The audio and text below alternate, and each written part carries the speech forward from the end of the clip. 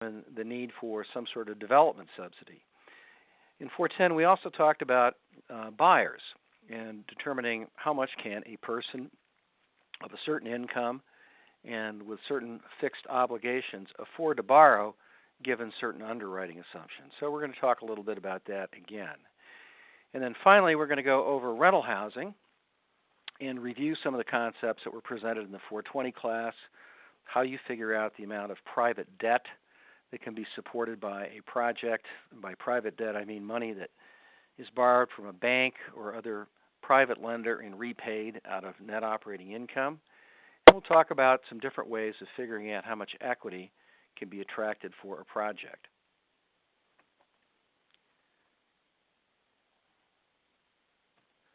Now, unfortunately, here we go.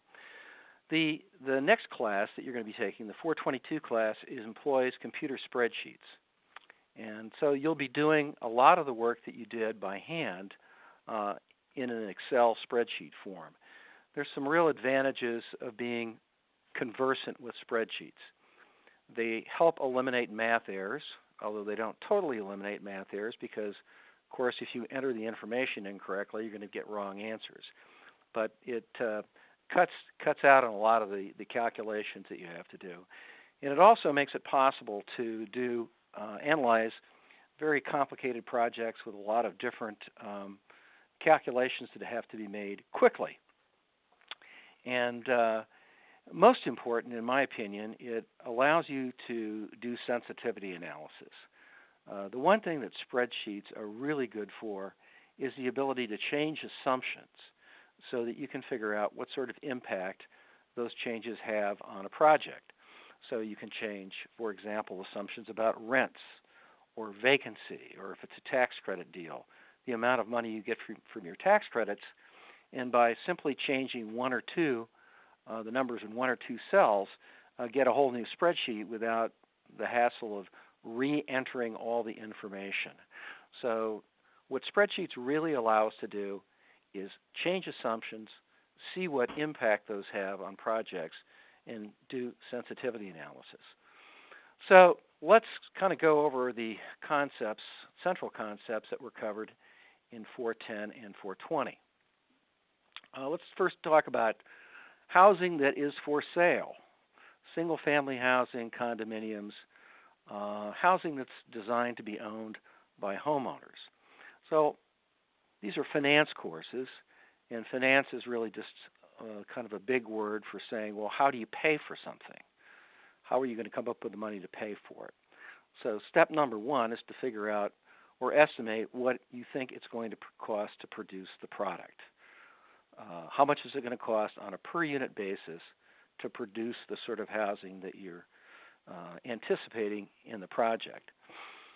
Now, next step is to determine what is the likely selling price going to be, which should be determined by the market value. And you have to ask the question, who might be interested in living in this particular project at this particular location, and how many people are there out there that might be willing to want to live here and be willing to pay the price that's needed. But the key is you've got to have a value going in that is at least equal to the cost, and much preferably more than the cost by some comfortable margin.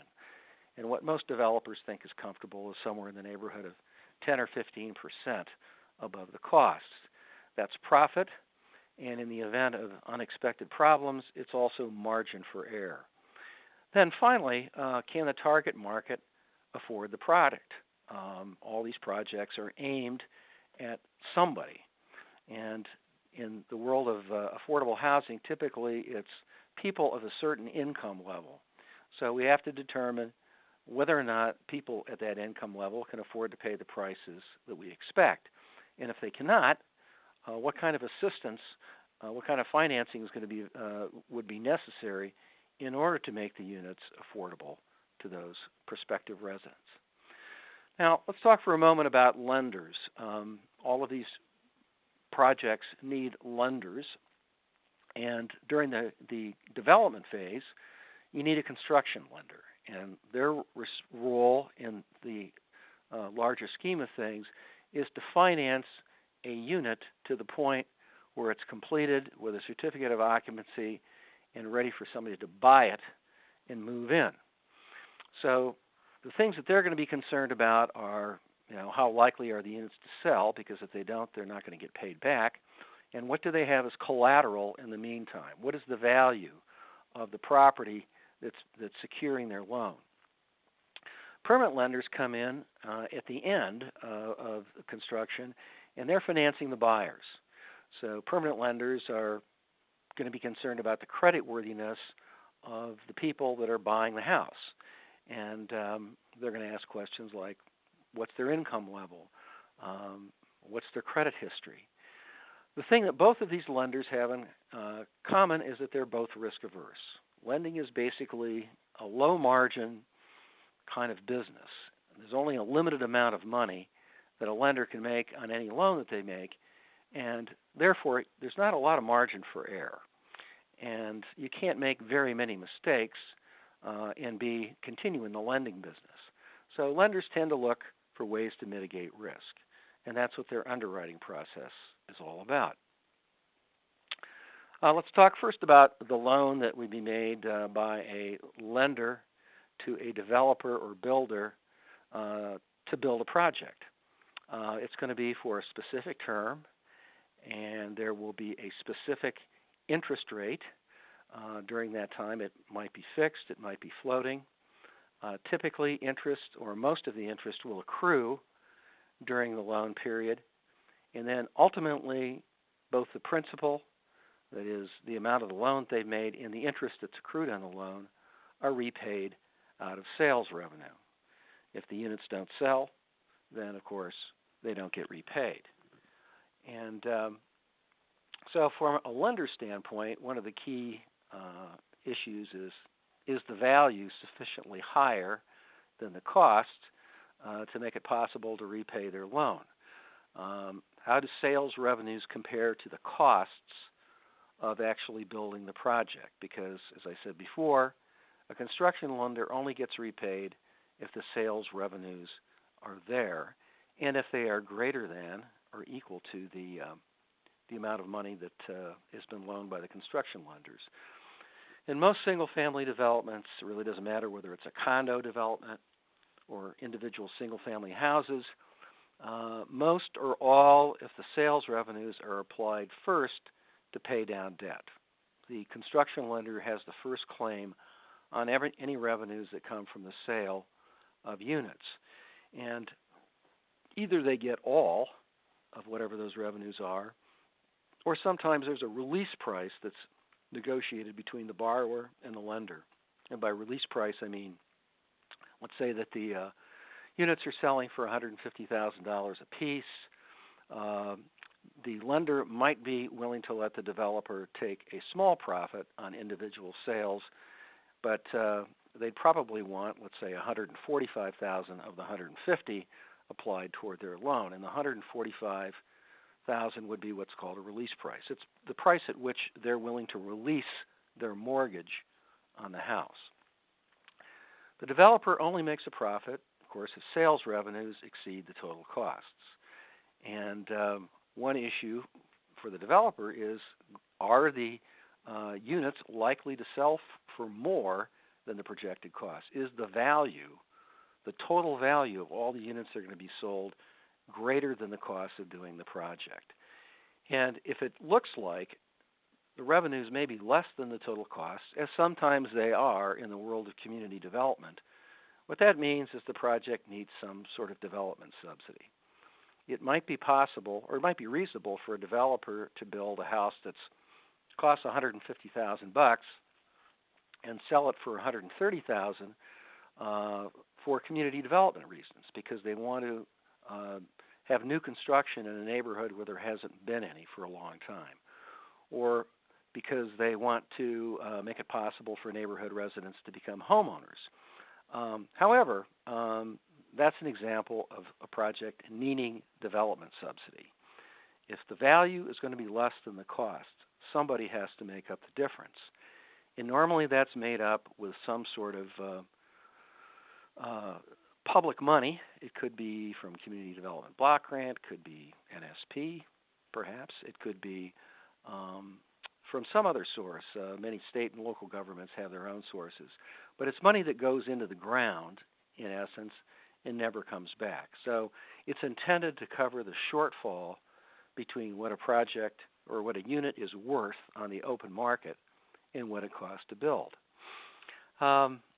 Developers typically are looking for profits in the neighborhood of 10 to 15% of the sales price.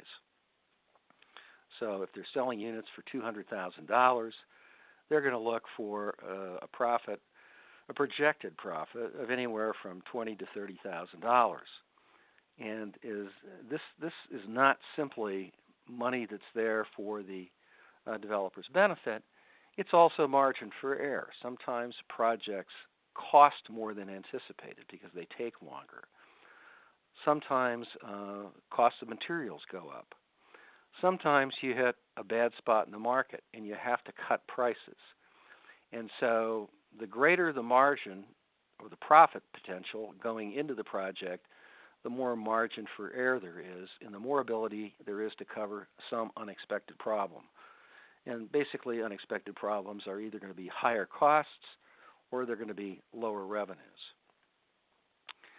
So two key financial questions for construction lenders would be, is the project likely to be profitable? Do revenues exceed the projected expenses by some comfortable amount? And then the second issue is, will there be sufficient cash to meet expenses all along the way? Sometimes a project might be able to reach the finish line and produce revenues that are greater than the costs, but you also have to pay the expenses that are incurred on a monthly basis. In most of these projects, if you're building a 20-unit project, you're probably not going to get to profitability until you're well into it. So front-end costs are typically difficult to finance, and by front-end costs, I mean things like acquisition of property, planning, any legal work that you might need to get a property rezoned, design work. So those are often difficult to finance, and oftentimes developers have to fund those themselves. And then the other issue is, what is the likely timing of both expenses and revenues? And as you may recall, you had a couple of forms in the last class that were designed to help you figure this out. A profit and loss statement, which is just basically a projection of the total costs and revenues, and then also a cash flow statement. The problem with profit and loss statements is they don't take into account the timing of both revenues and expenses. So you may recall that you had to go through this laborious process of entering in lots of information about certain expenses on a form that you did in the 410 class. So you had to make assumptions about when you bought land, had to pay pre-development costs, secure building permits, pay the contractor, and then also figure out where you might be able to raise the money. And it's some combination of loans, which could come in the form of a construction loan or supplier payables, and sales of units, which generate revenues to help pay costs, and pretty much all these projects need some substantial portion of equity as well. So the purpose of the cash flow statement is to take all the costs and revenues that appear on a profit and loss and relate them to each other over time. So the idea is, at any given time, we have to be able to show the costs that are incurred in order to do the project, and then show how those costs are going to be funded. And that's some combination of either revenues that are realized from selling units, money that's borrowed from a construction lender, or equity. So you may recall filling out one of these forms in the last class. It's all based on assumptions, as is anything in the world of finance.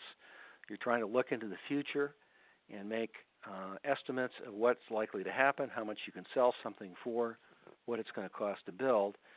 So at the end of the day, cash flow statements are only as good as the assumptions, and of course you may have to revise them as assumptions change. So the value of these computer spreadsheets is really to put information in once, a lot of information in once, and then fine-tune the project by making changes in things like construction costs or changes in the sales revenues or changes in the timing of sales revenues. So that's really the big advantage of being able to do this thing on a spreadsheet format. So you probably remember what that form looked like, the cash flow form in the 410 class. Let me see if I can bring up what it looks like in a spreadsheet format. So what you see here is that single-family development cash flow analysis form, which really starts with a development budget, and here's all the information that has to be entered. What is it going to cost to buy the property? What's the likely cost of unit construction on a per square foot basis? What are you going to have to spend on permits, utility connections? You can see here a whole list of different costs that might be incurred, which in this case total about $4.6 million.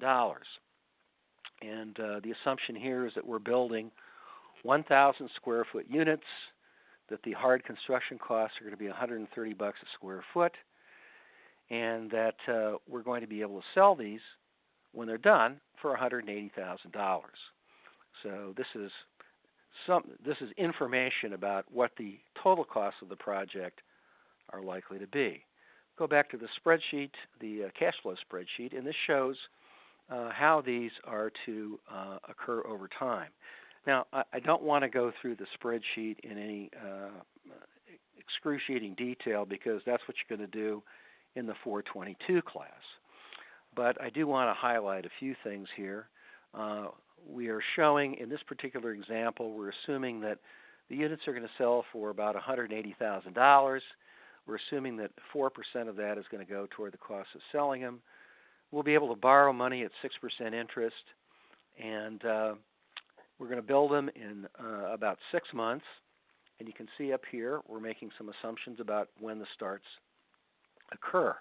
We're assuming the first 2 months are basically used for pre-development and some initial site work, and then units start construction in the 3rd month. In this particular example, we have a 30-unit project that's going to be built in 5 buildings of 6 units each, and each building starts in a succeeding month.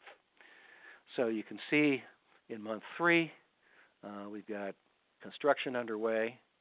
In month 4, 6 more units start, and there's more construction underway, and so on. We're assuming that the units take 6 months to build, and then will close in the month following the completion of construction. So down below here, you can see a couple things that are of interest. For example, how much equity is it going to take? Given these assumptions, we can see it's going to take about $950,000. Somebody's going to have to put up about $950,000 to do this, and the maximum construction loan that would be outstanding at any given time is about $2.4 million. So, and down below, eventually, if this goes as expected, it looks like it should make about $545,000, which I think represents 12 or 13% of the total cost of the project. So there's some margin for error here and the potential for profit. This is, at least based on paper, a project that ought to work. Now, let's change a couple of assumptions and see if it makes any difference. Let's see, for example, if it takes us 4 months to sell the units instead of just 1. Instead of closing in the month following construction, we're assuming that the units stay on the market for longer, and what that really means is that there's going to be more construction interest that's going to accrue because the construction loan is not going to get paid down as quickly. Units aren't selling as fast as anticipated. What impact does that have on the profitability of the project? Well, you can see you go from about $545,000 in profits down to about $492. So not a huge difference. How about if for some reason we had a floating rate construction loan and rates went to 7% instead of 6%? What impact would that have? Well, again, we can go back down here and see really not that much. Another $20,000 or so of additional construction interest, but it wouldn't have all that great an impact. So these are some of the things that you can do with spreadsheets that are really difficult to do if you try to do this by hand. I mean, obviously you can do them by hand, but it takes a whole lot longer.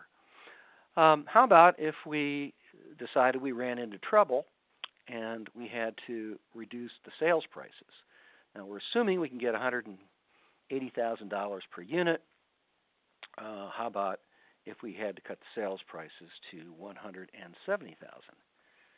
Well, you can see right over here that all of a sudden a $10,000 reduction in sales price more cuts the profitability of the project more than in half. It goes from about $545,000 to $255,000, and so that obviously has a big impact on the project. But those are among the things that you might want to test for if you were doing one of these spreadsheets.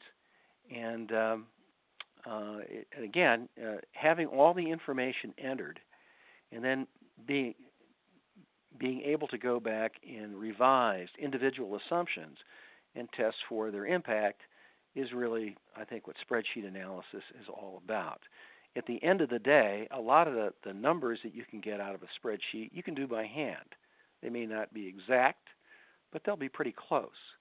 But it is a lot more laborious to change assumptions and try to do all that by hand, whereas once you've entered the stuff on a spreadsheet, testing for changes in assumptions becomes pretty easy to do. So let's go back.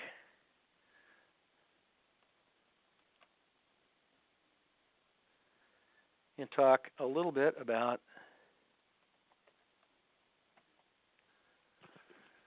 the second part of the financing for home ownership, which is mortgage loans, the loans for buyers. And, you know, most of the time a construction lender is going to get paid off, well, all the time they're going to get paid off by sales to buyers, and frequently the financing climate is one of the main determinants of whether or not people can buy.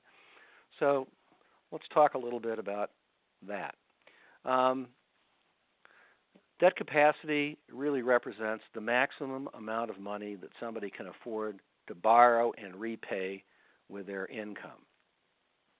And debt service is whatever the payment that's required to be made for a certain period, usually it's on a monthly basis, that repays whatever the original loan amount was back with interest to the lender. And that can be done either you can compute debt service either by using a calculator or by using mortgage constants, which is a concept that you've had in both the previous classes. So here's an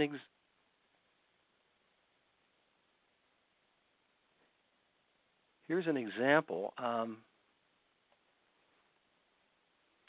Here's a house that cost $67,700. The mortgage is for 95% of the sales price, and we've got a loan of 7.75% for 30 years. Let's take a moment and calculate. We'll look up the constant and calculate the loan amount.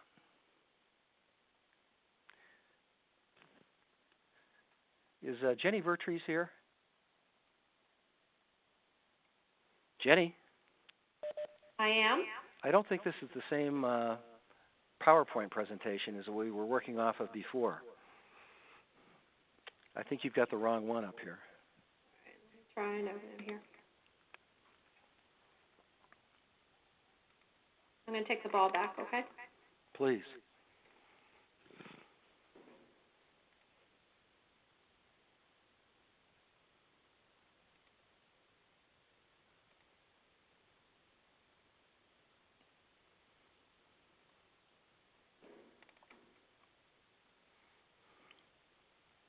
It's the same one that I sent you guys. Let's see here.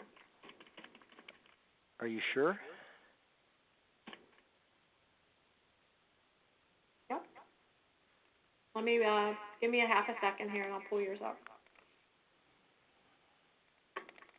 We updated a mathematical error, so I think that's...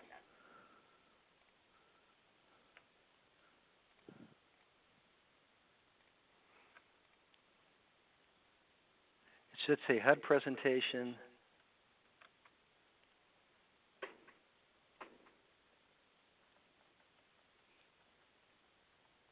Give me half a second, John. This is something's different here. Well, anyway, we'll use it. That's okay. Okay. Let me give you back the ball. I'll go in the background and check it, okay? Okay. Well, let's move on here. This is an exercise you should be familiar with. Monthly housing payments typically include principal, interest, taxes, and insurance, which are going to include debt service, that is principal and interest on the mortgage, as well as payments for the annual property taxes and mortgage insurance. And then there may be other expenses that are paid on a monthly basis as well that are not PITI, such as condo fees or something like that. So in order to qualify buyers, we have to know the target market and roughly how much people can afford to pay, which is going to be a function of their incomes, the loan-to-value ratio that the lenders use, and also the back-end and front-end ratios that are used by the lender, as well as the terms on the loan. And then at the end of the day, of course, it's also a function of creditworthiness of buyers. So loan-to-value ratio represents the percentage of the fair market value or purchase price that a lender is willing to finance. In the conventional market, typically that's 80% without some sort of mortgage insurance. Frequently with private mortgage insurance, you can go to 90%. And then, of course, with government programs, you can get higher loan amounts or higher loan-to-value ratios than that. But the purchase price is going to be the lower of the, generally speaking, the appraised value. And then there's some additional costs that have to be financed as well, which would be things like points, closing costs, prepaid expenses, and any escrows that the lender requires to be funded. The first ratio is housing costs as a percentage of income. Normally that's going to be somewhere in the, probably at the low end, 28% to maybe a little over 30%. Income would include all regular sources of income, basically full-time salary and wages, and if there's overtime, if it's on a recurring basis over 18 to 24 months. If you're self-employed, they're looked to the income that derives from the business. You'd have to provide tax returns, and then there's other income as well, such as retirement income, Social Security, disability payments, trusts. If probably not too many of our buyers have trusts, but you might, and then things like alimony and interest from savings. So the first ratio is a measure of what percentage of your income is being spent for monthly housing costs. The second one is what percentage of your total monthly income is being devoted to fixed monthly obligations. And that would include not only housing costs, but things like loan payments, student loans, car loans, credit cards. If you are paying alimony and child support payments, daycare, job-related expenses, anything that you have to pay on a recurring basis. It might limit your ability to make house payments. So a home mortgage is going to be secured by the real estate that's being purchased by the buyer. The lender is going to determine how much they're willing to loan, and the variables depend on things like, as we just talked about, the valuations and the percentage of value that the lender is comfortable loaning, and then the rate of interest in term. Typically, that's going to be 30 years. As I mentioned before, on normal bank loans, typically they'll go up to 80% without any mortgage insurance, and then there'll be additional a down payment requirement of, in this case, roughly 20%. Financing costs, which could vary, but probably at least 1%. If you're getting mortgage insurance, you can borrow a higher percentage because some of the risk is being transferred to the insurance, whoever's issuing the insurance, and with FHA, you can go up to 97%. So, computer spreadsheets allow us to test the effect of changes about interest rates and buyer incomes and loan-to-value ratios. So let's take another example of that. Let's go back up here, share my desktop.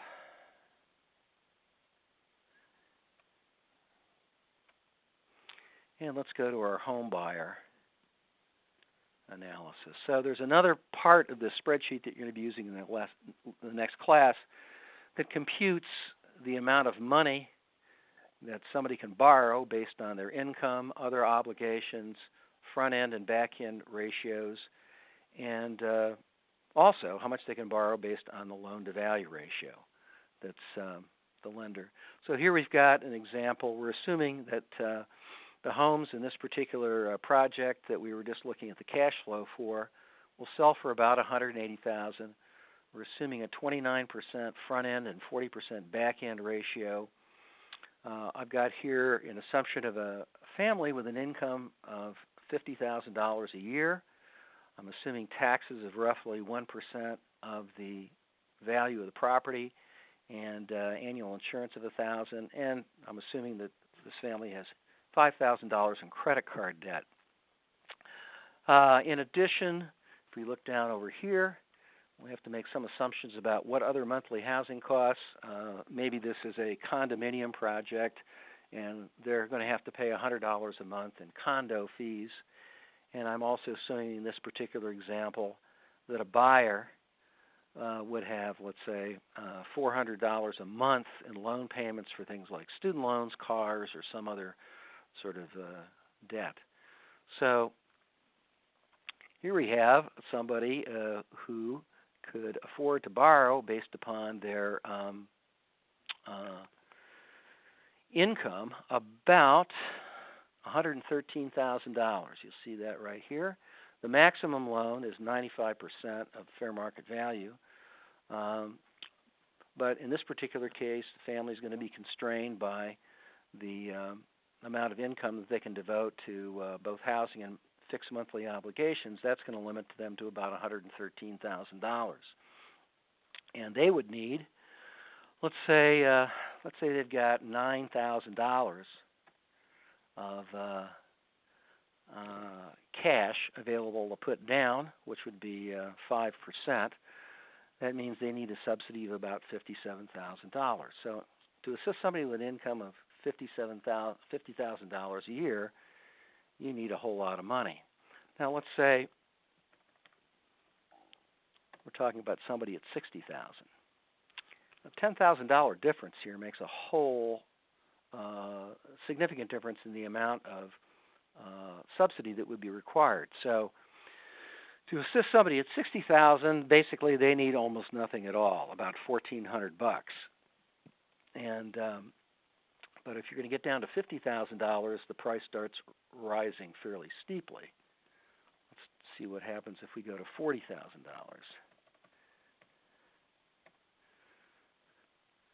A really big subsidy. So pretty clearly what this tells us is the amount of subsidy is going to be very much dependent on the level of income. Changes in sort of the target market are going to have a huge impact on the amount of homebuyer subsidy that's going to be required to assist them to buy a unit. So again, that's one of the benefits of being able to do the stuff on spreadsheets. You can change one or two assumptions and quickly find out what impact it has on the bottom line. All right, so let's go back to our lecture notes. Now, this would probably be a good point to stop for just a moment and ask if anybody has any questions.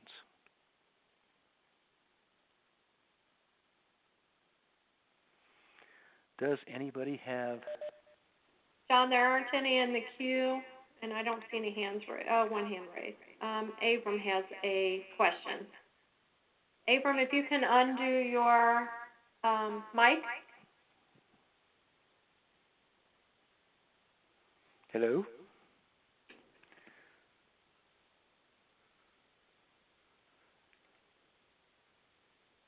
Questions?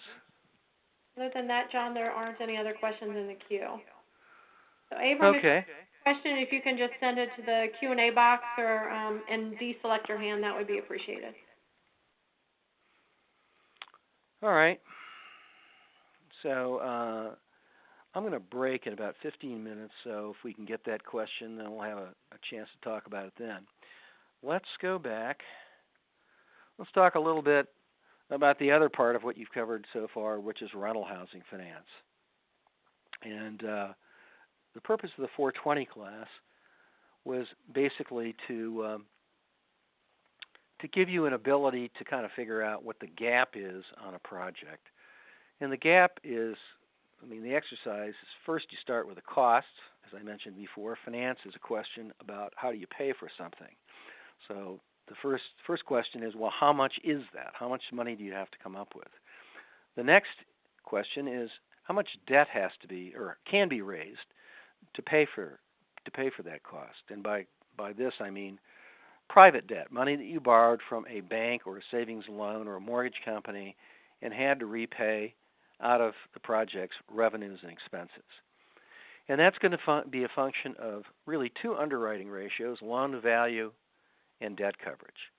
So with loan to value and debt coverage, you can figure out how much money you should be able to borrow. And then the last question is, well, how much equity can you raise? There's two kinds of money. There's debt and there's equity. And most affordable housing projects are financed with some combination of both. If the project is not a tax credit project, then the amount of equity that could be attracted is probably going to be a function of cash-on-cash rate of return, or little e, as we've abbreviated it in the previous class. If it's a tax credit deal, then typically the tax credit investors are going to price their equity investment as so many cents in equity per dollar of tax credits. So if you know the amount of the credits and you know the price that they're willing to pay, you know how much you can raise. And then there are other investors that want to do a more complicated analysis, which an internal rate of return analysis, which takes into account all of the benefits that you might derive from owning a piece of rental property, which is some combination of cash flow, tax benefits, and then appreciation, the residuals upon sale of the property, which is a much more complicated sort of exercise, and is also more speculative because you're projecting things out 10, 15 years out in the future and making assumptions about what property might be able to sell for at some point in the future.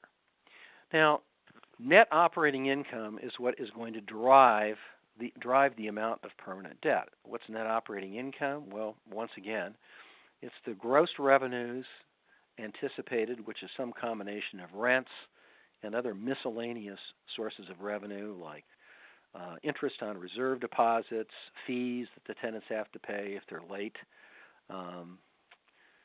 that sort of thing, minus some allowance for vacancy and collection.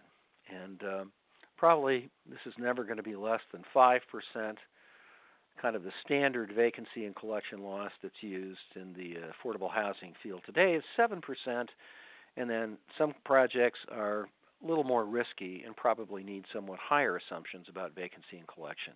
But whatever's left over after you subtracted out some percentage of the gross for vacancy and collection losses is what we call effective gross income.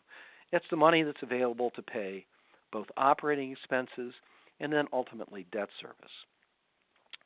Now, net operating income is what's left over of effective gross income after you pay all of your operating expenses, which includes management costs,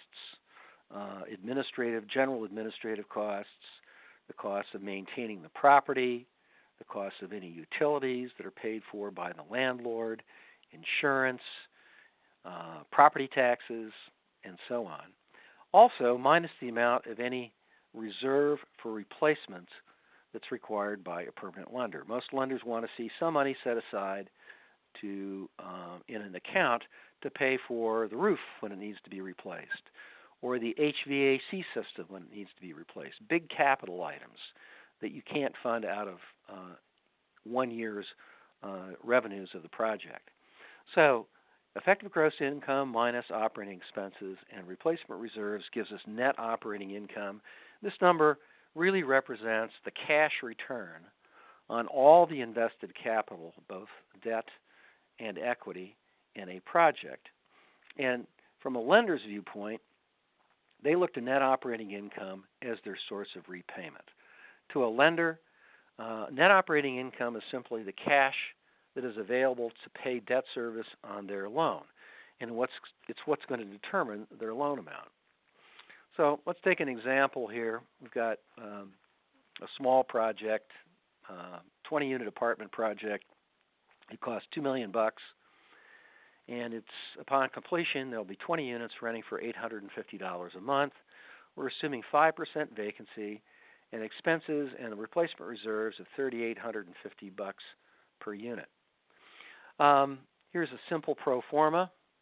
The gross is 12 months for 20 units at $850 a month, minus 5% vacancy, minus $77,000 of operating expenses and replacement reserves, which leaves us with $116,800 of net operating income.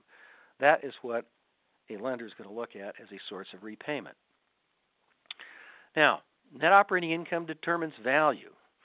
And if you reach back to your 420 class, this formula should look familiar. Fair market value is a function of the net operating income capitalized at the market capitalization rate, which may vary within a metropolitan area and certainly varies greatly between metropolitan areas around the country.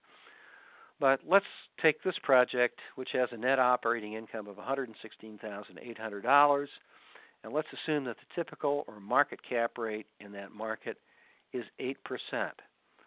Then the fair market value under the income approach to value here would be $1,460,000. So this is a $2 million project that's worth about $1.5 million, which would suggest to you that probably it needs some assistance. But from a lender standpoint, one of the things they care about is what is the value of the project in case I have to foreclose and try to get my money back by selling it. And in this example, it's worth $1,460,000. So one ratio that a lender is going to apply is the loan-to-value ratio. They're going to want to loan no more than a certain percentage of fair market value. Here we're assuming that that's 75%. So the maximum loan under this lender's loan-to-value ratio would be $1,095,000, 75% of $1,460,000. The other ratio that a lender is going to look at is debt coverage. A debt coverage ratio basically compares a property's net operating income, which is the money that's available to repay the loan, to the amount of debt service, which is the amount of money that's required to pay the loan. And what they'd like to see is a comfortable margin between the amount of net operating income and the amount of debt service that has to be paid. So when a lender uses a debt coverage ratio in underwriting a loan, what they're really trying to do is limit the amount of debt service. So you see here, we've got net operating income of $116,800. The lender wants a 1.25 coverage ratio. That's their minimum ratio. They will then divide $93,440, $116,800 by their coverage ratio to give them the maximum debt service they're willing to allow, which here would be $93,440. Then the loan is simply a matter of how much you can repay with that amount of debt service. Now, if we're assuming a 7% loan for 30 years, the constant on a loan of that rate and term would be 7.99%. If you divide that into $93,440, it gives you a maximum loan amount of $1,169,461. So the maximum loan the lender could make at the rate and term that they're charging without exceeding or without going below a 1.25 debt coverage ratio is $1,169,461. So both of these are going to determine the ultimate loan amount. We have under the loan-to-value ratio a maximum loan of $1,095,000. Under the debt coverage ratio, the loan could be as high as $1,169,000, but that is obviously more than 75% of the fair market value. So the loan amount that stays within both ratios, both the debt coverage ratio and the loan-to-value ratio, is $1,095,000, and the payments on that would be about $87,490 a year.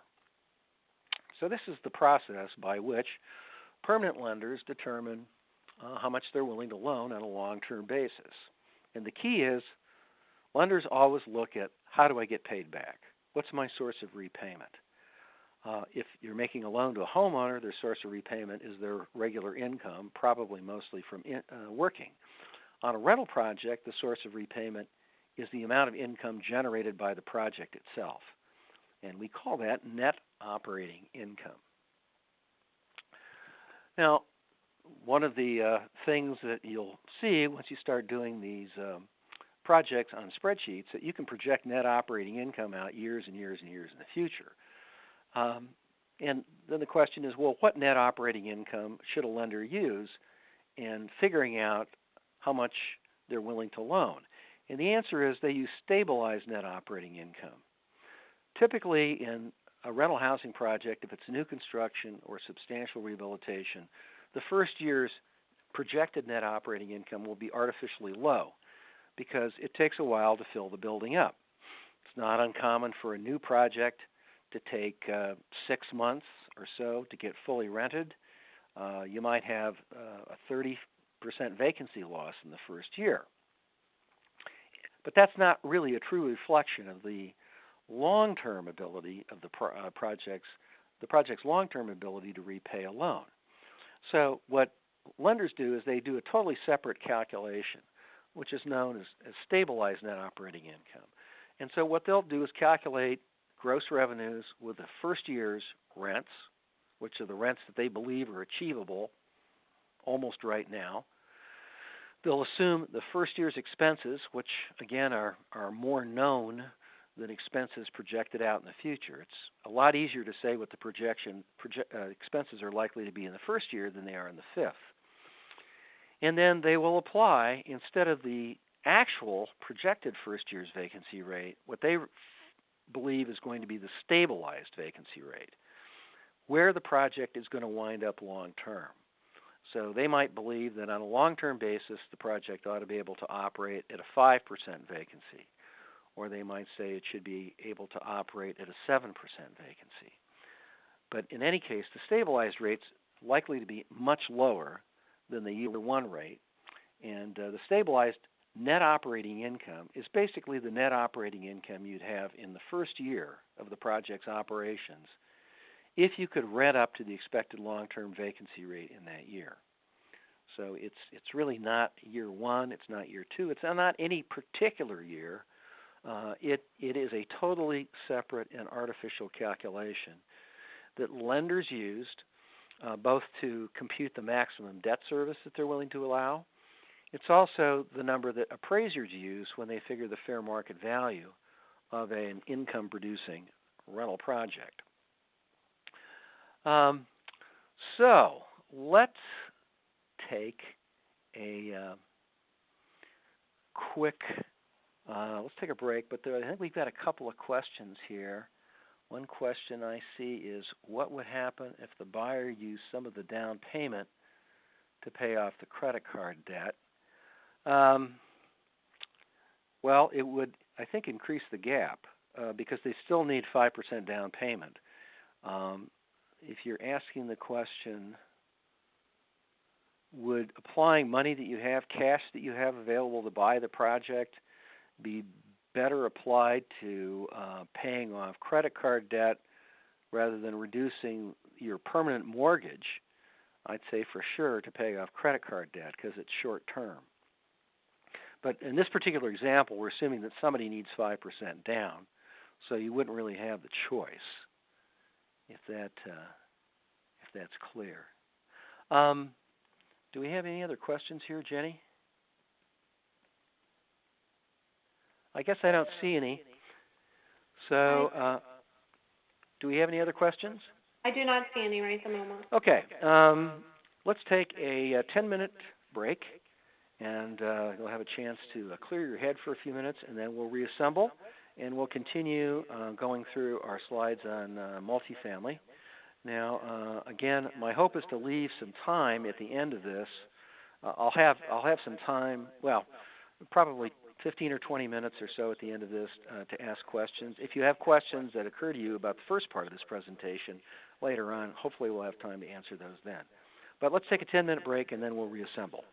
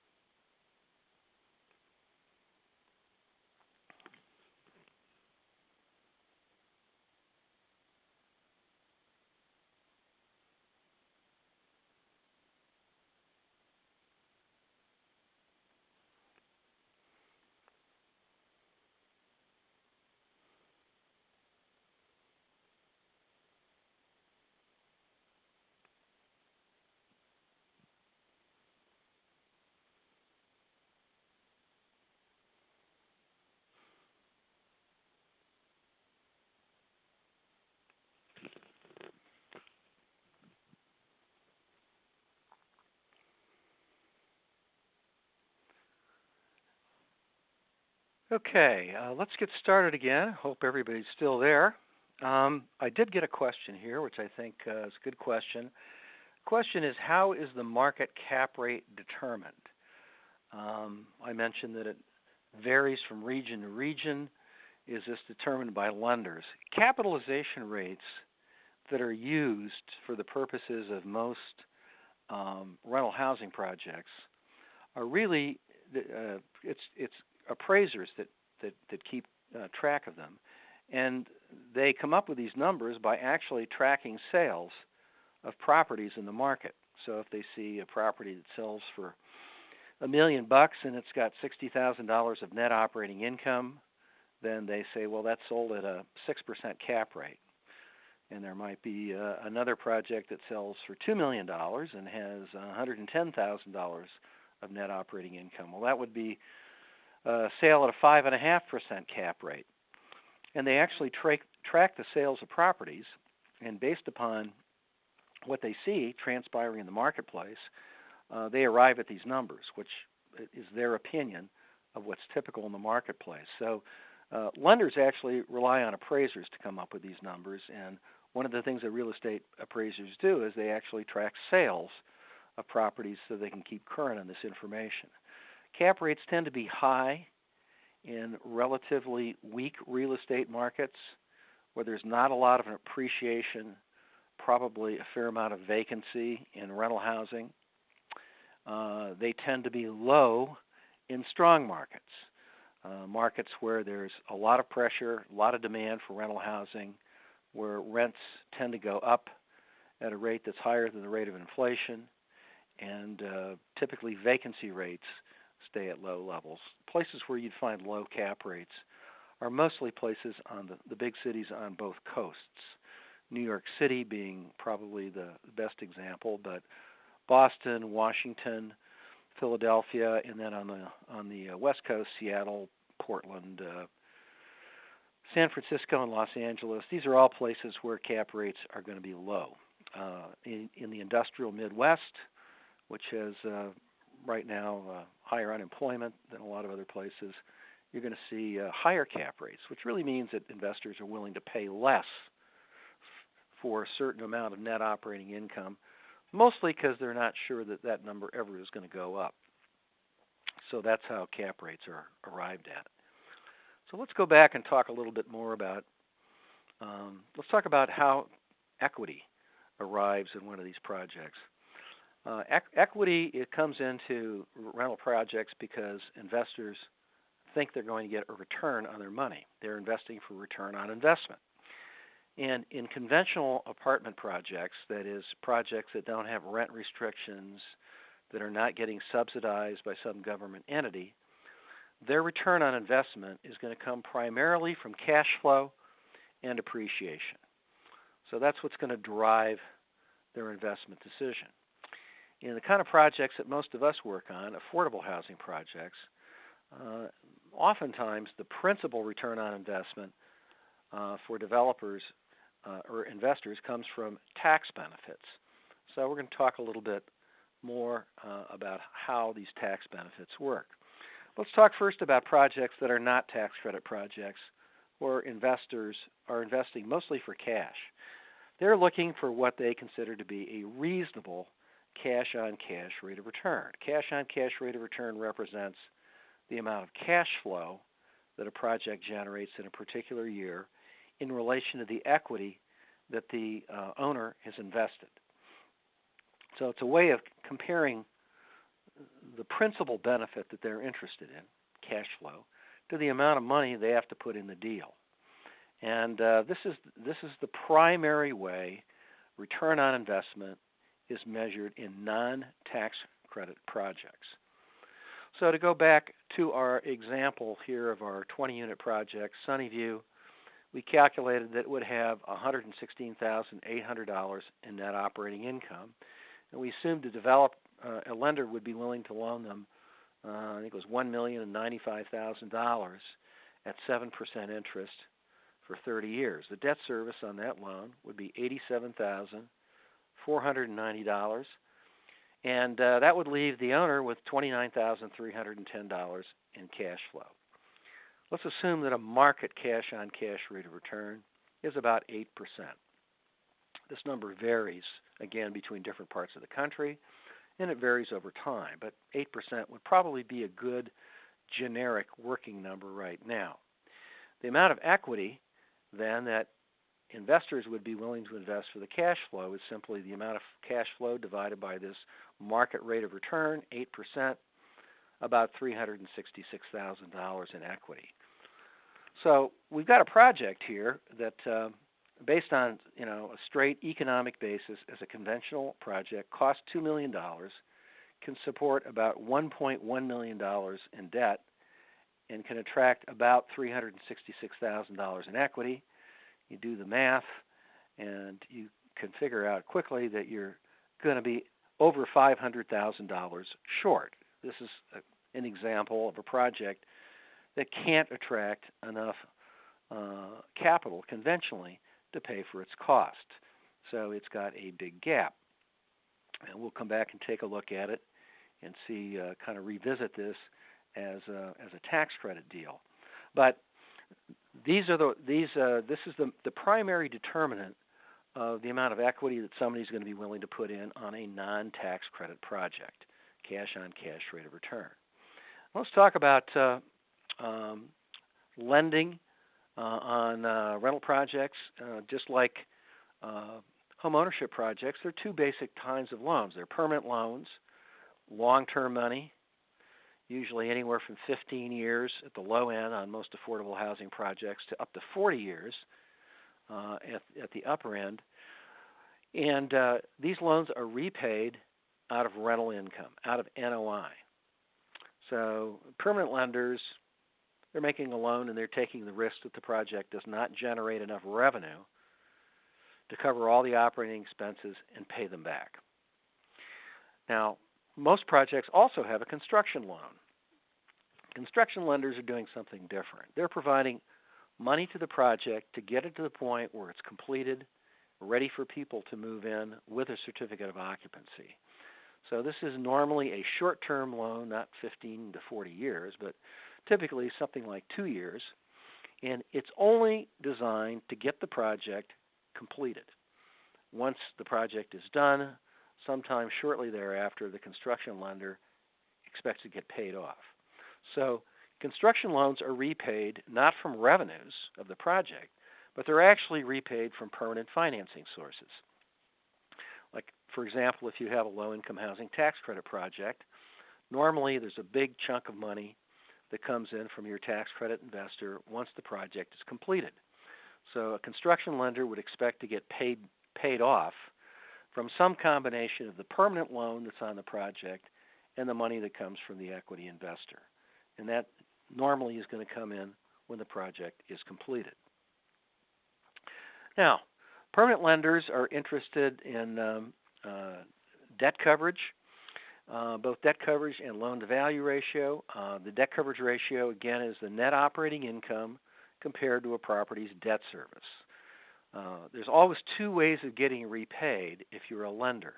One way is by foreclosing. That's obviously not the best way to get repaid. The best way to get repaid if you're a permanent lender is to get regular checks in the mail from your borrower, and these checks will come from the property's net operating income. So probably for most lenders in the affordable housing arena, debt coverage is going to be the primary thing that they look at. And I would say today, most lenders are going to want to see at least 1.2 debt coverage, or maybe even higher, depending on the nature of the project. But this 1.20 debt coverage ratio means that there's at least $1.20 of net operating income projected for every dollar of debt service. So there's margin for error. That 20 cents above the debt service is really margin for error, and that's provided for so that in case expenses go up unexpectedly, or there's a dip in the rental market and rents come down a little bit, or there's an increase in vacancy, hopefully there'll still be enough NOI with this change in circumstances to cover the amount of debt service that has to be paid back to the lender. So they're going to look at debt coverage, and they're also going to look at loan to value. And they're going to want to know that they're loaning a reasonable percentage of value and no more. Most lenders are going to limit themselves to 75%, maybe 80% of a property's fair market value. And the hope is, if for some reason they don't get repaid out of revenues from the project, the borrower defaults, they can sell the property for enough to recover most, if not all, of what they're owed. And so it's a measure of what we call collateral risk. Debt coverage ratios are measures of credit risk. This is a measure of collateral risk. But it is the second way out for a lender. If you can't get your loan repaid by receiving regular payments of debt service from the borrower, then your only alternative is to foreclose against the property and try to get paid off that way. Construction lender underwriting, I think, is much more qualitative, less quantitative for this reason. They're really paid off by permanent financing sources.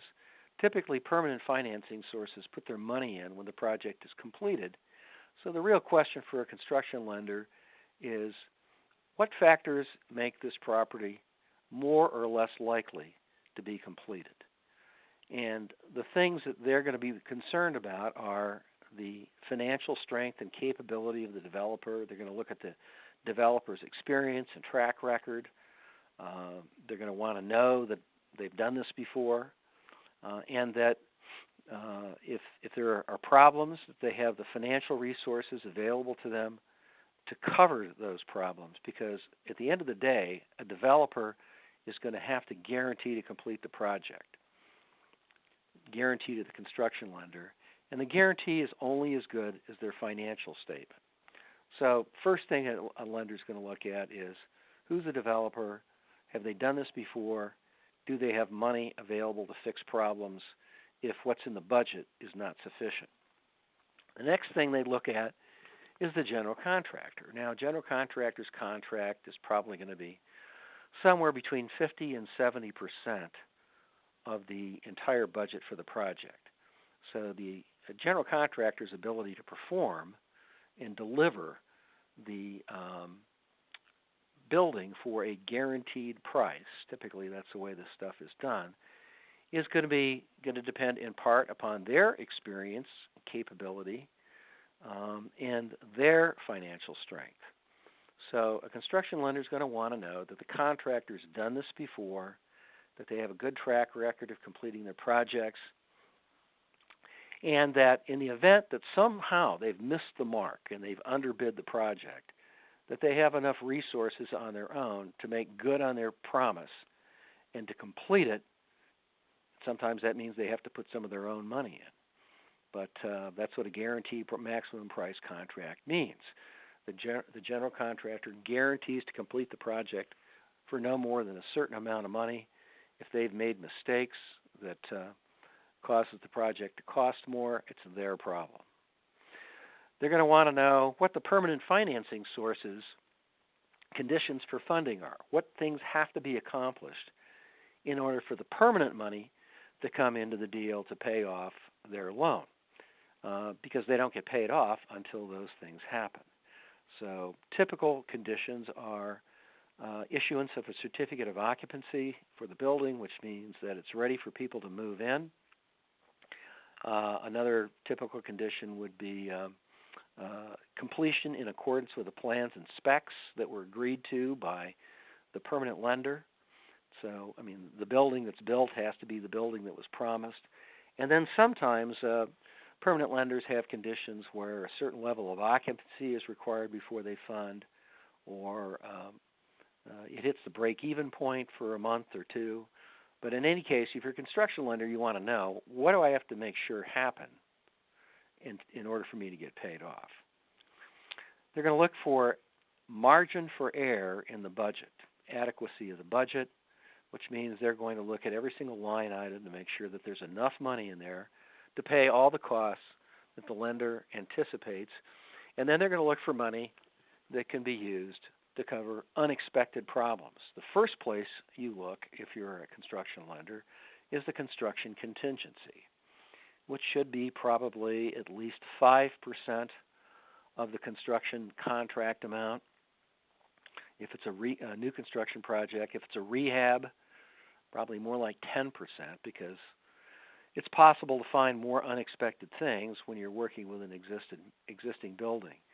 But they're going to look for a margin for in construction contingency, and then if it's a tax credit deal where the developer is expecting to get paid a development fee from his partners, then that is actually money that could be used to complete the project too.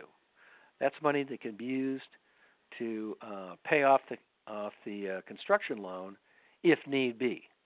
So the first thing you do if you have cost overruns, change orders, is you spend the construction contingency. If you have costs that exceed that, if you haven't provided enough money in the contingency, payable developer fee that appears to be payable out of the proceeds of permanent financing, is other money that could be used to fund those overruns. So this is kind of a qualitative analysis rather than quantitative. It's not like there's a number or two numbers that dictate to a construction lender whether a loan is a good loan or not. It's really more they look and they think, based on the financial horsepower and the experience of the developer and the contractor and the amount of money that's in the budget to cover the unexpected, is there likelihood that the project can be completed? And at the end of the day, that is a qualitative kind of judgment. Now, one of the main things that we have to offer investors to get money into our projects, affordable housing projects, are tax credits. Federal tax credits, which are a direct dollar-for-dollar reduction of a federal income tax liability. Most of the investors for these credits are corporations, particularly large banks. And there are three kinds of credits that you might run into on your projects if you're doing rental housing. Historic rehabilitation tax credits, which are a credit for rehabilitating historic buildings. Low-income housing tax credits, which are credits for either rehabilitating or building affordable rental housing for lower-income people. And finally, new markets tax credits, which are available only on residential projects that have a substantial commercial component. Really, we're talking about mixed-use projects. On those, you can take new markets credits, but primarily new markets credits are an economic development, job creation sort of program. So only if you have a substantial commercial component in the project can you claim new markets credits. Let's review a little bit about these three kinds of credits. Historic credits are a credit for rehabilitating historically significant buildings, and they are a credit equal to 20% of your rehabilitation expenditures, and they are a one-time credit on those costs. One-time credit all up front, as opposed to the other two credit programs which distribute the credits over a period of years. So it's an upfront 20% one-time credit on all your rehab costs. If you spend $10 million rehabilitating one of these buildings, you get a $2 million historic rehabilitation tax credit once the project's done. In order to qualify, the building has to be some historic significance. That means it's either a certified historic structure, which means it's eligible for listing in the National Register of Historic Places, or it's got to be a contributing building in a National Register Historic District. And that is a building that, contributing building is a building not of great historic interest on its own, but complements the other buildings in a district that's been designated as a National Register District. If it meets either one of those two tests, it's eligible for the program. This credit is only available to commercial buildings, industrial buildings, and rental housing. It does not apply to owner-occupied housing. And basically, you have to do substantial rehabilitation, which means spending more than either $5,000, which you can forget about because $5,000 is nothing, or what we call a property's remaining depreciable basis. And your remaining depreciable basis is what you paid for the building minus whatever you've written off through depreciation. So you've got to be spending a substantial amount of money because of the nature of these projects. They're risky, they're difficult, they're expensive. Rarely is spending enough money a problem, but there are some benchmarks as to what constitutes substantial rehab. Now, you get a credit on rehabilitation, and that includes all costs that would be eligible as part of your depreciable basis, except for building acquisition. You do not get a credit for buying the building that you're going to improve. You only get a credit for the money that you spent on the rehabilitation. And that includes hard construction costs, interim financing costs, property taxes during construction, all your architectural engineering fees, insurance, appraisals. It excludes acquisition costs and any intangible assets, costs that are amortized rather than depreciated. So this is a one-time credit, and there's a 5-year compliance period. The project has to be maintained as an historic building and cannot change ownership within that 5-year period, or there's the possibility of recapture of some of the tax credits. So for this particular program, and for investors in this particular type of project, they're looking at a 5-year time horizon. Typically, they want to be in until the compliance period is over, and then they want to be out after 5 years. Now, new markets credits, as I mentioned before, are credits that are intended to encourage investment in lower income communities. Again, these credits offer a tax reduction to investors, and it's primarily for economic development projects. It's to encourage business development, something that will create jobs. But it can also be used for mixed-use housing projects. And if you have a mixed-use rental housing project in which the rental income from the commercial part of the project is more than 20% of the revenues being generated by revenues generated by the project, the building is going to be depreciated as a commercial building, and it would be considered a commercial project for the purpose of the new markets credits. So you can use this particular program on projects that have a substantial commercial component. There's no concept of basis here in the new markets program. You get a credit on the investment that you make, regardless of what that investment is spent on. And the investor gets gets credits equal to 39% of their investment over a 7-year period. So if they make a qualified equity investment in a project, they get a 5% credit on that investment each year for 3 years, so that totals 15%. And then they get 6% per year credit for years 4 through 7. So that's another 24%. 15 plus 24 is 39%. This is essentially a shallow subsidy. This does not really, it's not going to pay for a majority of the project costs. I know most new markets deals, the money that comes in from the new markets investors can cover anywhere from 16 to 20% of the total project cost. Or another way of saying, you get 15 to 20% of your project cost covered with free money. So it does not make something that's totally infeasible feasible, but it will make a project that's marginal a good deal. So it does not, on a low-income housing project, it may be possible to pay for 85% of the cost of the project with the money you get from your investor. This is not that kind of program. Here it's going to be, 16 to 20% of the total project cost. So it's a shallow subsidy. It's really a gap filler. And this program is actually the credits are awarded to certified development entities. It's not run through a state agency like the Low-Income Housing Tax Credit Program, but there are for-profit and nonprofit entities that apply to the CDFI fund to become designated as Certified Community Development Entities, or CDEs, they get the credits, and they get to decide which projects they want to participate in.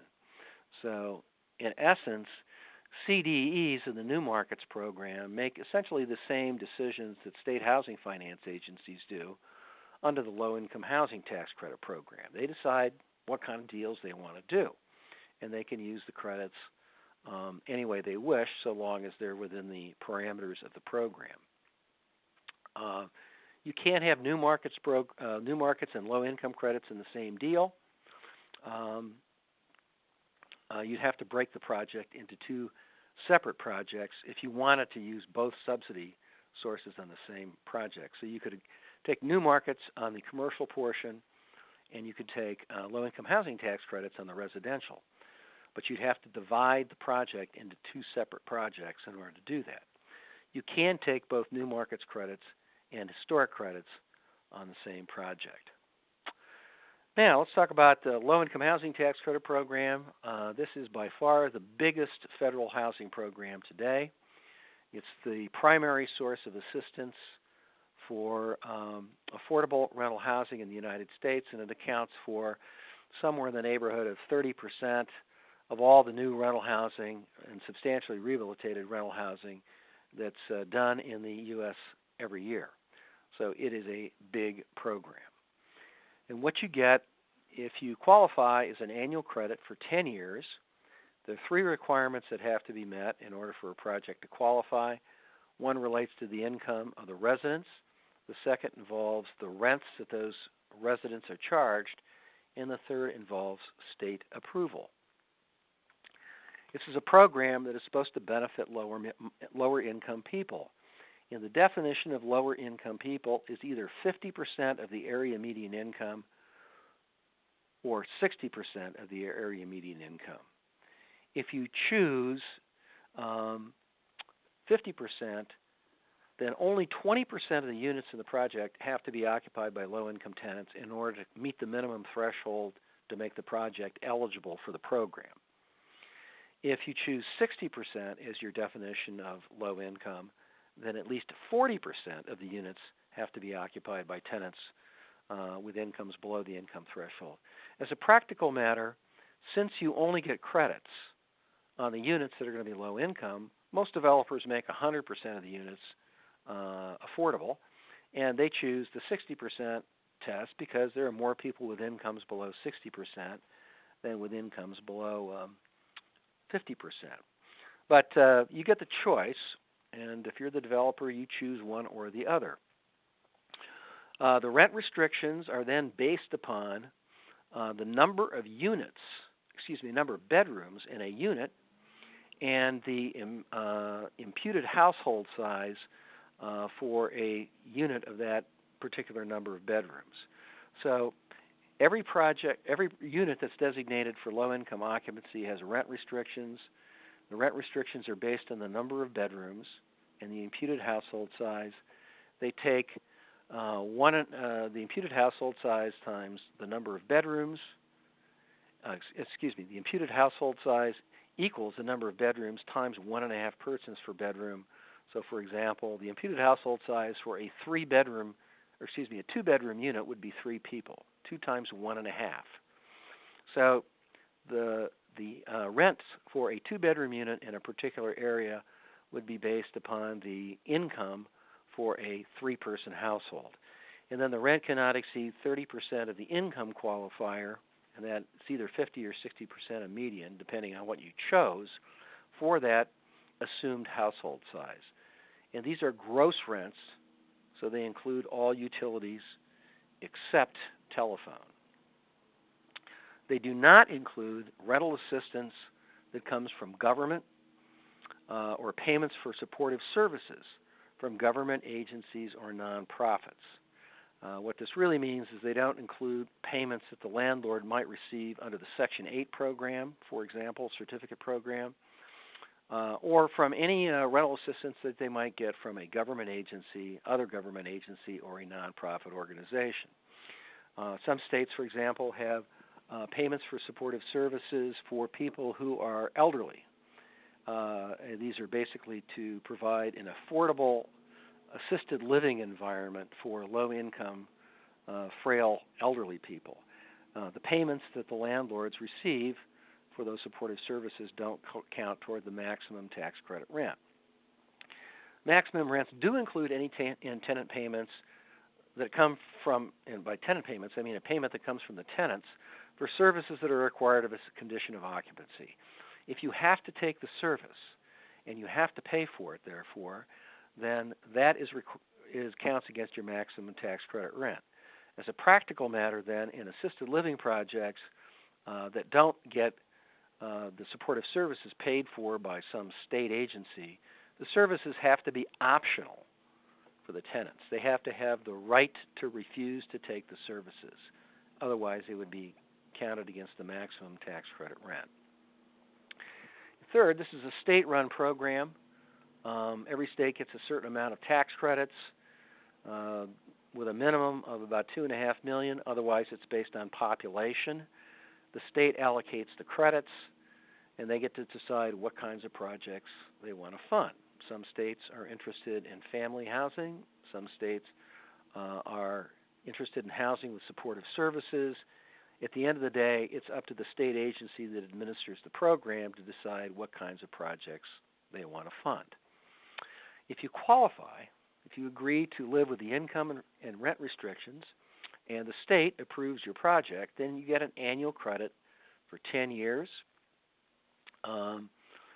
It's either a 9% credit on all improvement costs that are not funded with tax-exempt financing, or it's going to be the 4% credit on all improvement costs, and that's regardless of the financing source. As a practical matter, there really are two kinds of low-income housing tax credit projects that you're going to run into. What most of them are is what we call 9% deals. These are projects that get their credits from the state's allocation, their volume cap for low-income housing tax credits. These are projects that have no tax-exempt financing, and the credits are claimed at the 9% rate. Then the other category of projects you might run into is what's called a tax-exempt bond deal. And if you're doing a bond deal, you're going to claim the credit at the 4% rate, which actually is a floating rate, and is now about little over 3.15%. And that's on all improvement costs regardless of financing sources. So it's either a 9% credit or a 4% credit. That's what they call it. Right now the 4% credit rate is only, it's just a little bit over 3%, but it's generically referred to as the 4% credit. So you're going to do one or the other. Projects that are in difficult development areas, which are high-cost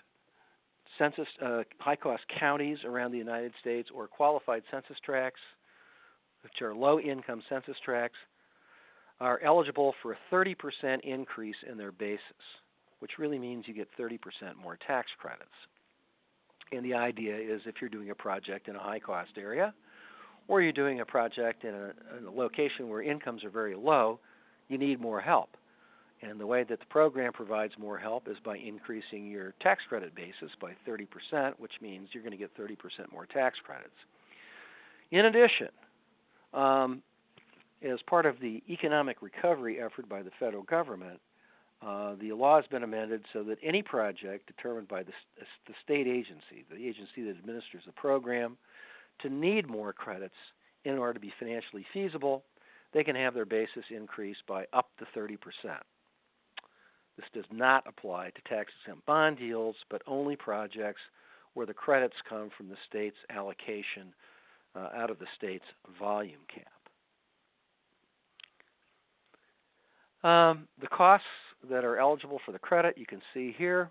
For the 9% credit, things that are considered improvements, all your hard construction costs, building permits, impact fees, construction financing expenses, property taxes and insurance that you pay while the property is under development, all your design fees, furnishings, the things like furniture that you put in the lobby, or personal property like computers that you might buy to run your personal property management system, developer fees, all of those are considered eligible for the 9% credit and are considered improvement costs. The things that are not improvement costs are things like what they call intangible assets, things like permanent financing expenses, reserve accounts that have to be capitalized out of the development budget, some of your marketing expenses, tax credit application fees.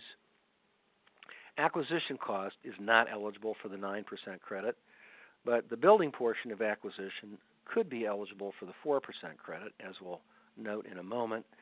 If you have non-residential space, that's space that's occupied not by tenants, residential tenants, generally that's not eligible. And then if you have space that is going to be rented to people who are not subject to the rent and income restrictions, market rate space, that's not eligible either.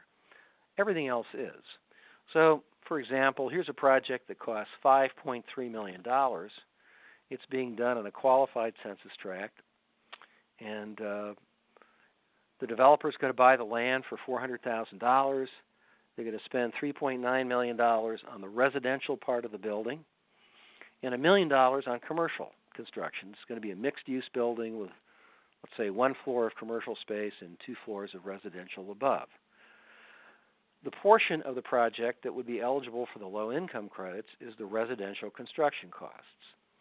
And because it's in a qualified census tract, you'd increase that by 30%, which would give you a basis for calculating the low-income credits of $5,070,000. At 9%, that would generate $456,000 in low-income credits, and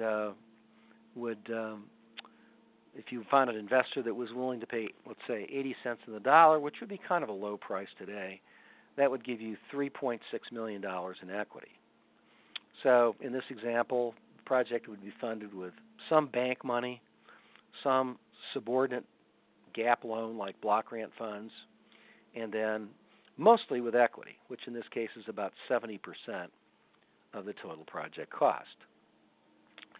If you were using tax-exempt financing, you're only going to compute the credits at the lower, quote, 4%, unquote, rate, because it's not really 4%, it's a floating rate.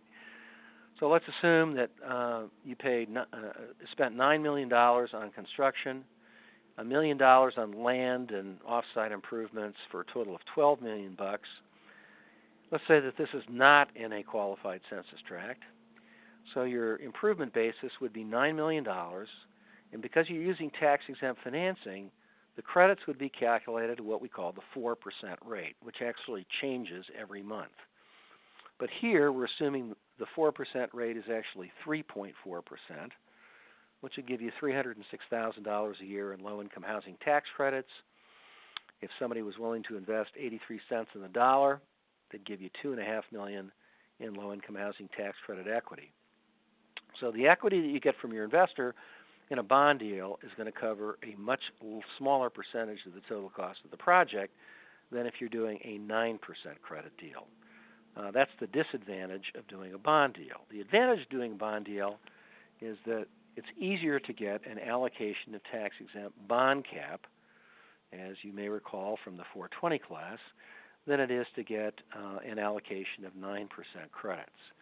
So sometimes this is a good alternative to applying for 9% credits and fighting it out with everybody in the state's regular allocation process.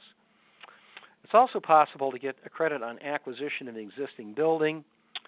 It's going to be calculated at the 4% rate only if the previous owner has owned the building for 10 years or if it's a preservation project, and that means the project has been receiving federal assistance under one of the programs. It could be 236 program or Section 8 program or one of the old federal programs. It's a preservation project, automatically gets a waiver from this. If you're going to claim the acquisition credit, you've got to do substantial rehab, and that's really a minimal amount of money. Technically, it's the greater of either $6,000 a unit or 20% of the basis of the building.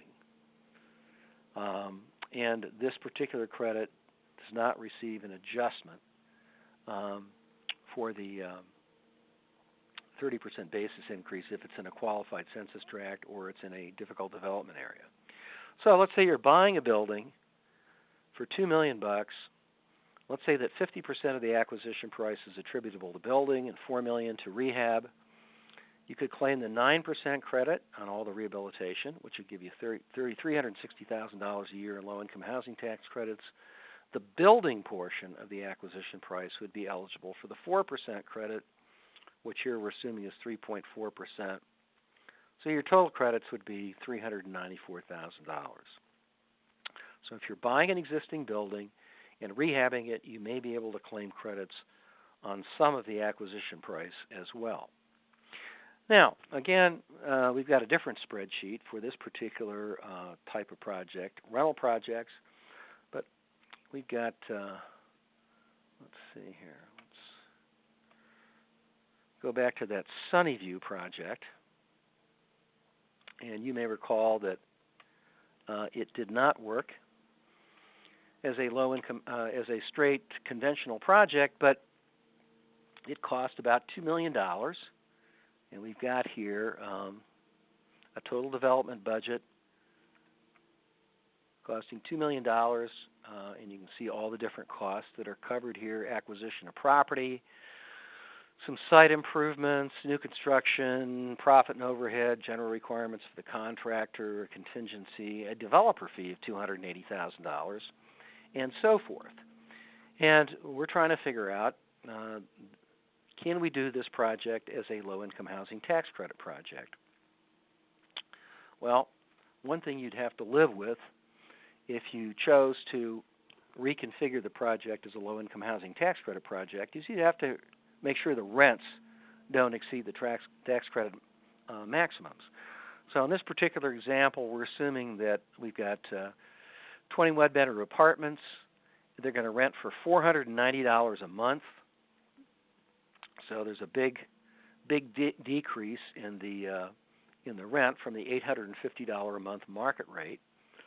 And then we're assuming, once again, we assume 5% before as our vacancy rates. We're assuming a little bit higher rate in the first year, but long term 5%. And as typical, we had expenses of $77,000 total. I've got those divided. It's $70,000 of operating expenses plus another $7,000 of replacement reserves. So with that information, we can figure out, how much we can get from a lender. Let's go back. We've got another form here that tells us that in this case, we're going to be assuming a 1.25 debt coverage ratio, and we're going to have about $34,720 a year in net operating income to borrow against.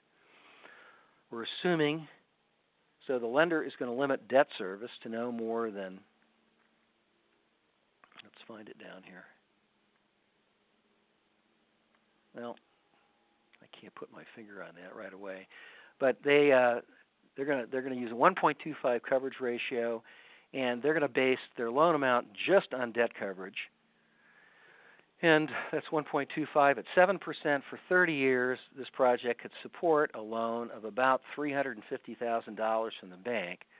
So it's going to take a big hit from where we were before with rents of $850 a month. It can't support nearly as much debt.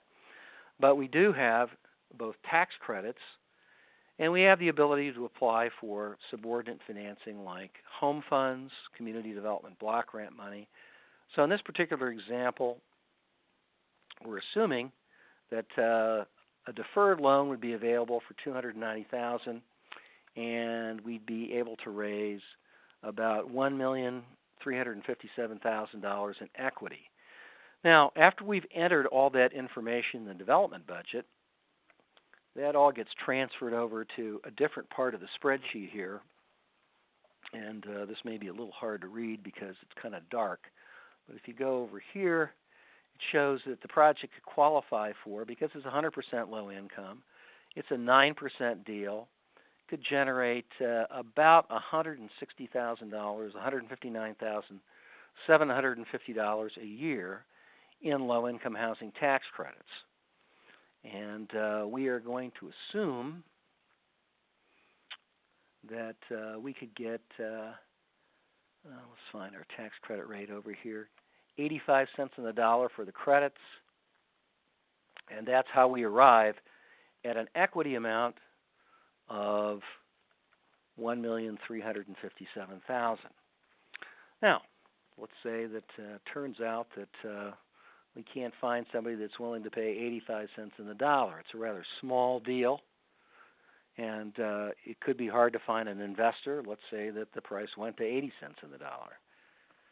What kind of an impact would that have? Well, we'll just go back down here, and you can see that opens up our gap considerably. It costs the project about $84,000. That would mean that either somebody's got to put more money in as a subordinate loan. Maybe this number goes from $290,000 to $370,000, or the developer has to defer a chunk of his development fee. So making a change like that is fairly easy and doesn't require you to re-enter a whole bunch of information. So let's put it back at 85 cents on the dollar. You might also want to make assumptions about different levels of rents and what impact those have on the project. So let's go back over to our operating pro forma. We're assuming that we can get $490 a month. But let's say the market study comes in and says, no, 490, that's really the market. You want to be at least $40 a month below that, or $50 a month below that. Let's cut the tax credit rents to $440 a month, and we'll go back to our sources of funds tab and see what impact that has had on the project. Well, that's going to reduce the amount of net operating income. Obviously, with lower rents, you're not going to have as much NOI. You can't support as much permanent debt. So the bank loan has dropped down to $234,000 here. And now all of a sudden we've got a gap that's opened up of another $118,000 plus. So if we had to cut the rents, then either somebody's got to come up with additional gap financing, or the developer's going to have to defer $118,000 of the $280,000 development fee. Or here's another possibility. As I mentioned before, projects can now, if the State Housing Finance Agency wants to, they can award the 30% basis increase to any project that they choose to award it to. Now, in this particular case, we've assumed that, let me find our basis increase. Let's see, start credits. It's a new construction project. Acquisition is eligible, 100% low income. Let's assume that it's a bonus area. We've got that set at 0. If we add 30% to the tax credit basis, the credit amount, the annual credit amount, goes up to $207,000, almost $208,000 a year, and that's going to translate into more equity. So we'd be able to actually attract enough money to offset the entire gap that we had before because of the lower rents, plus a bunch. So really what we could do is just eliminate the deferred financing. If we're the state agency, we could say, well, instead of having a deferred loan on this, we'll give you more tax credits. You should be able to raise more equity, and we'll just eliminate our subordinate loan. So it's another way of making the project work. And all of this is just by way of illustration that these kinds of changes in assumptions, testing different approaches, is much easier to do on a computer spreadsheet than it would be by hand. And that's what you're going to do over the next couple of classes. The next class, the 422 class, is going to be sort of a practice in getting familiar with these spreadsheets. The 430 class will be looking at a bunch of more complicated development problems and then looking at different ways to solving the problems. And the fact that you're able to use these spreadsheets will greatly expedite your different solutions. So what it allows us to do is really change lots of assumptions, things, rents, expenses, vacancy. We could put market rate units into the project relatively easy. We can change loan terms, underwriting ratios, and see how those kinds of changes ripple through the project. Now, and so that's basically it. Now I have a couple of questions here that have come up. Question, what's the difference between amortization and depreciation in the historic renovation tax credits? Actually, amortization and depreciation are just terms that are more general in terms of their application in accounting. And when you have two different kinds of assets, there's what we call intangible assets, things that cost you money up front but that you can't touch and feel, like paying permanent loan fees. That's an intangible asset. You paid all the money up front.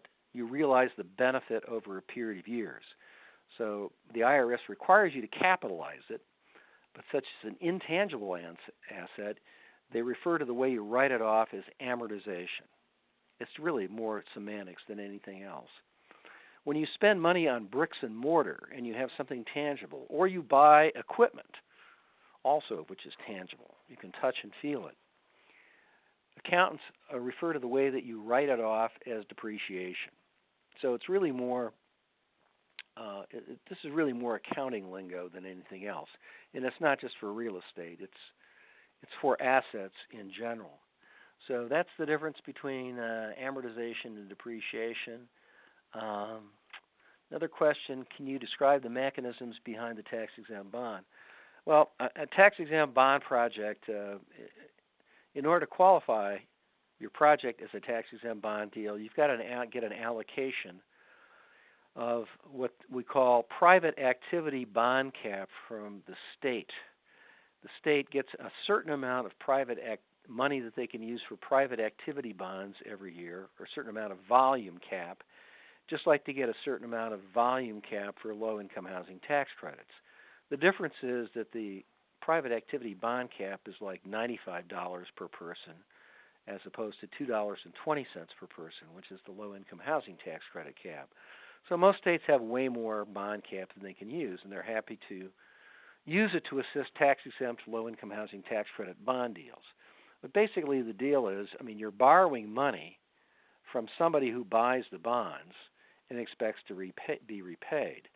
The bond buyer might be a bond fund, like something set up by a Wall Street firm, or it could be a bank that wants to have a tax-exempt loan. And the difference between a tax-exempt loan and a taxable loan is that because a tax-exempt loan is run through a state or a local government agency, the income earned by the bondholders, who are really the lenders, is exempt from federal income taxes.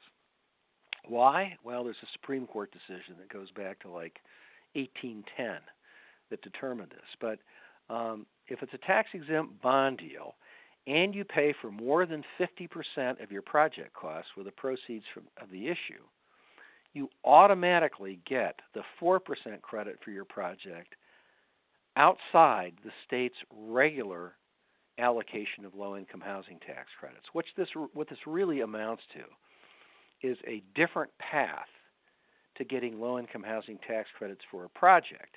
It's an easier path because most states are happy to give away bond cap, whereas they have a lot of competition for their low-income housing tax credits. So the good news is it's a lot easier to get. The bad news is that you're getting the credit at a lower rate. If you're financing the project as a non-bond deal and you're competing for the low-income credits out of the state's 9% credit round, and you get the credits, you're going to get a much higher credit amount because it's going to be calculated at 9% of your basis costs. If you go the bond route, it's going to be a much lower percentage because right now, the last time I looked, the tax-exempt bond rate, I think, was 3.18%. So you're going to get fewer credits, which means you're going to get less equity. But there's some deals that will work that way, and they don't need the subsidy that's provided by the 9% credit. They can get by on a smaller credit amount, and for those deals, it's a safer path for the developers. There's much more certainty of getting the credits. Question here, at what point would a developer request a 30% basis boost in your tax credit example? I think it goes in with your initial application. So you'd be requesting the 30% basis boost as part of your application, and then the state could decide to grant it or deny it. Or actually they can give you less than 30%. I mean, they can really award you any amount of credits that they want, because they are actually under an obligation to underwrite the deal and only award the amount of credits that the project needs to work. So that might be 100% of what you're qualified for. It might be 130% of what you're qualified for. It might also be 90% of what you're theoretically qualified for. So but typically you'd apply for the larger credit amount when you go in. Does the spreadsheet have a method to adjust the terms of a bank loan that has a term that's shorter than the affordability period? Yes, it does. It definitely has that. It's easy to do. Can the 30% bonus be applied to the 4% low-income housing tax credit? It can be used on bond deals, and you can get the boost on the improvement cost in the bond deals, but it will not apply to the acquisition. So if you're doing a tax-exempt bond deal, let's say you've got $10 million of basis, it's in a qualified census tract, then you are going to get $13 million, 10 million times 1.3 in your basis times 3.18% today as your credit amount. You would not be able to claim any boost on any acquisition expense if you're buying an existing building and fixing it. That's what the project's about. You wouldn't get any boost on that. And you could not get, the project would have to be in either a difficult development area or a qualified census tract to get the boost on the improvement costs, because the states cannot boost the basis on projects that qualify as tax-exempt bond projects rather than 9% deals. But if it's in a qualified census tract, if you're in a low-income tract or you're in a county that's designated as a DDA, then you would automatically get the 30% basis increase. Are the spreadsheets available if you cannot attend the training classes? This question is being answered, I see. But what I hope to give you today is just kind of an overview, a refresher on some of the main concepts that you're going to have to employ again in the next class, the next two classes. Some of this may seem very familiar to most of you. Some of it may be a welcome refresher. I guess it depends in part on when you took the classes. But I think you will enjoy the opportunity to do a lot of the calculations that you've been doing before by hand through this mechanism, because it really does, it allows you to think creatively and kind of go outside the box in terms of testing different assumptions to see if they make the project work. It's very difficult to do that when you're doing these calculations with paper and pencil, but it's really easy to do it on a spreadsheet. Are there any other questions before we break up? I know I've gone over a few minutes, but I'd certainly be happy to answer any other questions that you may have. If there's something I talked about that was not clear, or if there's something I did not talk about that you hoped I would and have a question about. John, I just want to let you know I put your email address into the chat box if someone had questions after the fact. Okay, yeah. If you have a question, feel free to email me, and I'll either call you back or send you an email, either one. Otherwise, thanks so much for attending. We appreciate your participation, and we hope this was worthwhile. Thanks, John. Thank you, everyone.